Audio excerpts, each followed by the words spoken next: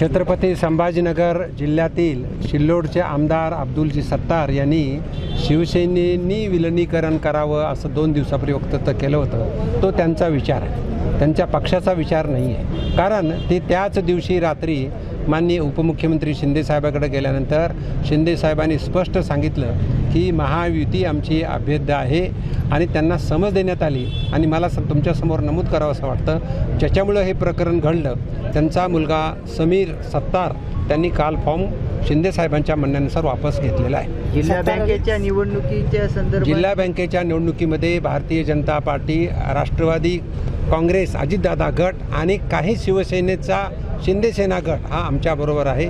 अब्दुल सत्तार जर सोडले तर आम्ही सर्व एक आहोत. अब्दुल सत्तार नेहमी सातत्याने सांगत आहेत की भाजपकडून त्यांना दुय्यम वागणूक मिळत आहे. हा त्यांनी विचार करून बोललं पाहिजे. खरं तर हे चुकीचा समज आहे त्यांचा. कारण ज्यावेळेस जिल्हा परिषदची निवडणूक होती आम्ही स्वतः त्यांच्याकडे गेलो होतो महायुती करू, आम्ही त्यांना 50% जागा सोडायला होतो, पण त्यांनी युती केली नाही. पण बाकी ठिकाणी आमची युती झाली. त्यांचा मतदारसंघ फक्त युतीमध्ये नसतो, कारण त्यांना मुख्य कारण मला असं वाटतं त्यांना मंत्रिपद मिळालं नाही म्हणून त्यांचं मेन दुखणं आहे.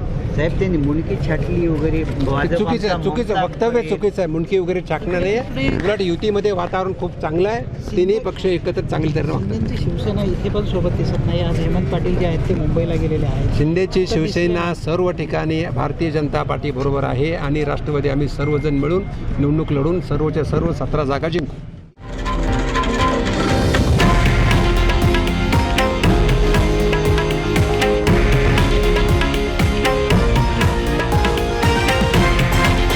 हे आहे देशातील नंबर 1 न्यूज नेटवर्क आणि आपण पाहत आहात TV9 मराठी, एकमेव.